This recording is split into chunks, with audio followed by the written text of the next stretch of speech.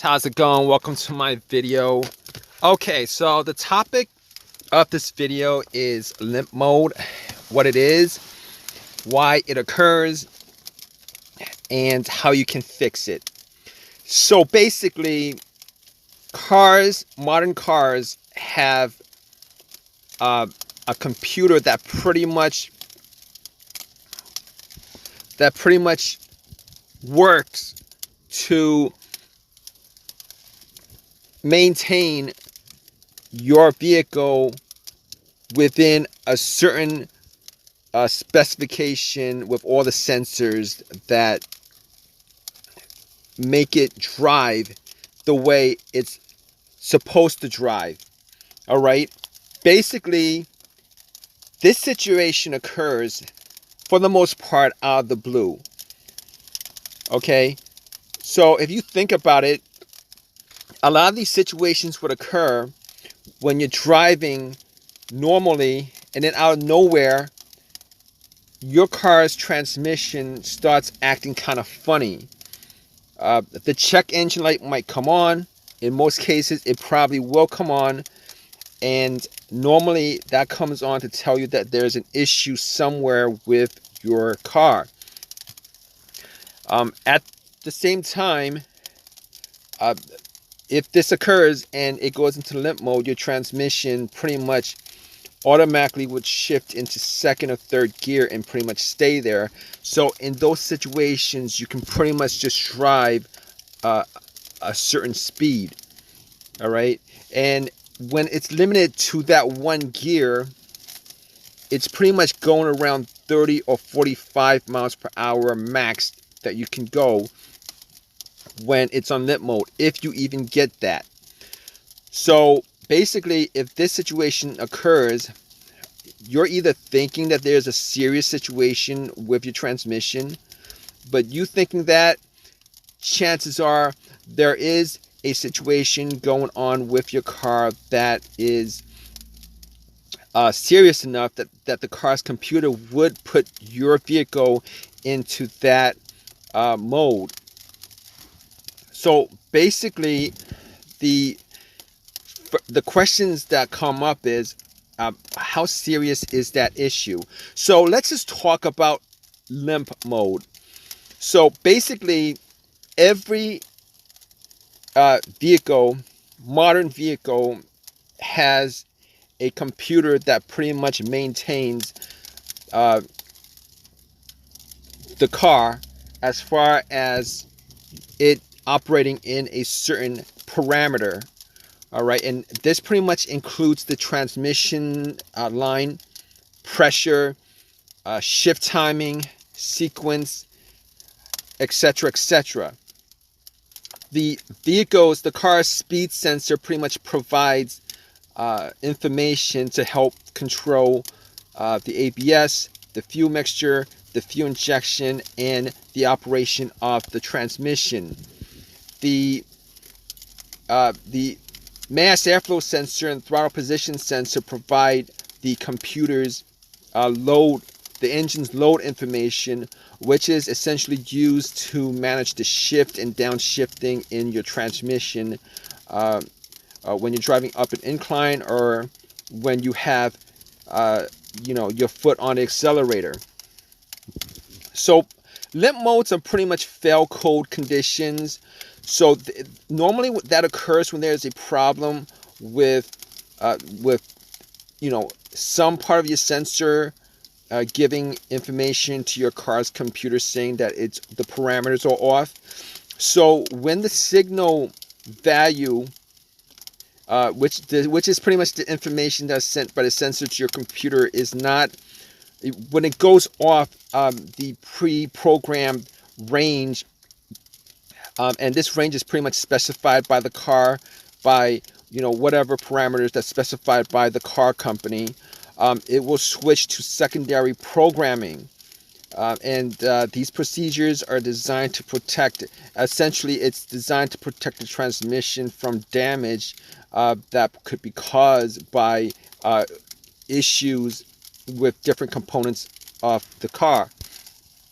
So as long as the computer is receiving signals from the mass airflow sensor, the throttle position sensor, vehicle speed, and other sensors. As long as these sensors are giving information to your car's computer that it's in the normal range based on whatever condition that your car is driving at, the transmission will operate as it normally would. However, if it receives information that is outside of that range, it will switch to a secondary emergency operation, which is essentially limp mode. So basically what happens in limp mode is the car's computer is programmed by the manufacturer, and that actually depends on the parameters at which the manufacturer of the car programs on how to behave depending on what that range is. And it might, the seriousness of the computer pretty much shutting down the car to or putting it in safe mode depends on how off the information is that the sensors are sending to the car's computer. So basically, if the range of the information isn't that much off to indicate that there is a mechanical failure with some component of the car, the first thing that your car will do is it will flash the check engine light. And that check engine light is pretty much to tell you to have the car checked out. And normally these are considered soft code, especially if the check engine light is not flashing. Normally soft codes, or if you just have a check engine light without any issues with how the car is driving, normally it indicates that there is a low priority sensor that is having issues for whatever component that sensor is connected to. Now basically, if that light goes away, it could mean that the sensor only felt once, lost connection, etc., etc. It's not really a serious situation. However, if this situation does occur where you only get a check engine light and no limp mode, and you don't get it checked out, it could lead to bigger issues in the long run if you don't fix that issue, obviously. Now, if the information from the sensor is on a component that is integral to the working of the car, and the range of information that it sends out to the car's computer is outside the acceptable ranges, what it does is, instead of flashing the check engine light, it will put the car into safe mode, limp mode. And normally this would be a hard code. In these situations, you would get a not only a check engine light, but the check engine light would be flashing, and the car will be literally limping along. It can only go so fast, and regardless of how how much you press the accelerator, it's not going to go above that speed. All right, and normally that happens because the computer shuts off the electronic shift solenoid that is located inside the transmission, the electronic part of the transmission. This pretty much disables the transmission's ability to shift gears and causes it to default to maybe like a single gear, usually second or third. In addition to this, the pressure in the transmission fluid line is set to high in order to protect the bands and clutches of the transmission being damaged. The signals that control the line pressure are set to full on to prevent the clutch pack from slipping dangerously. essentially, what it does is the computer just essentially shuts down the transmission to a mode that would damage the transmission least if an issue occurs with any of the sensors reading that there is a mechanical issue, or readings that would maybe indicate that there might be an issue. So, for example, here's one example that could cause the transmission to go into limp mode, is if the cable harness going to transmission is damaged or may be separated from the shifter. In this case, the computer would sense that it's lost connection with the transmission, and since it's detached, it would put the car into limp mode, and it pretty much would cut off power to the solenoids. The line pressure would be set to high, and the transmission would be stuck in second or third gear. And that's pretty much an example of what happens in these situations. So basically, that would be limp mode. But here's how the computer determines that a sensor is having issues.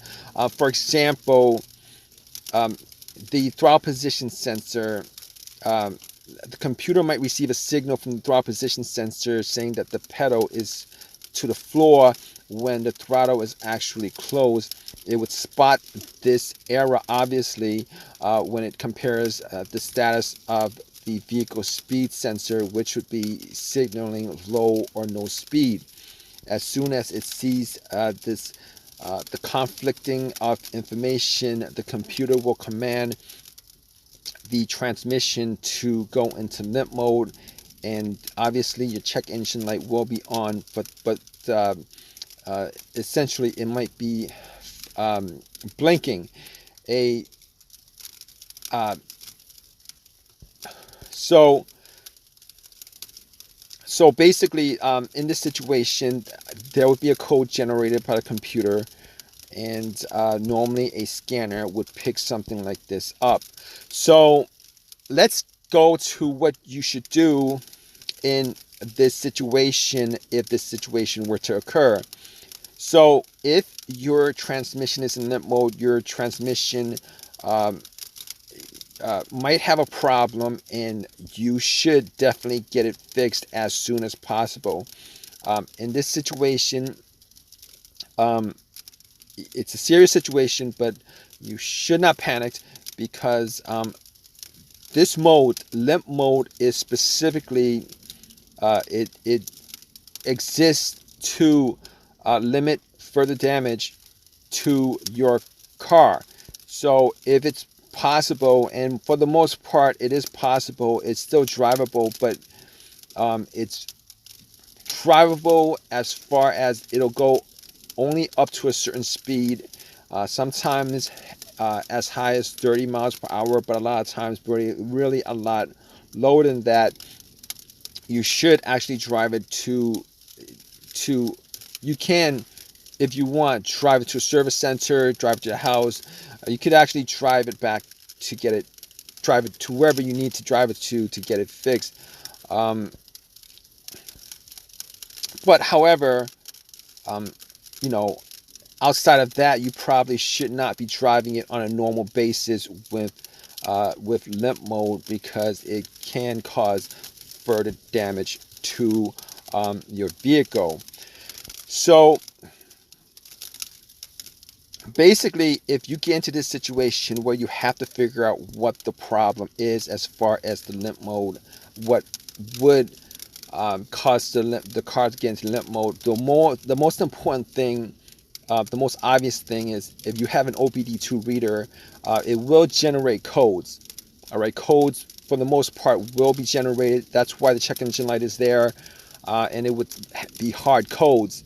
So basically, if you have an OBD2 reader, you should be able to just pop the OBD2 reader into the car's computer, the socket, and then it'll read out the codes. And that's probably the obvious ways that you can figure out what would be causing the limp mode. And that's, for the most part, that is the easiest way to figure that out. But if you guys are in this situation, just know that while it is serious enough for your computer to put your car into that mode, it's still drivable to a certain extent. All right, guys. So I hope this has helped you guys out with your any questions you guys have with the limp mode issues that you guys have with your car. Please give me a thumbs up. Please subscribe. If you guys have any comments about this, please leave a comment in the comment section. All right, guys. Take care.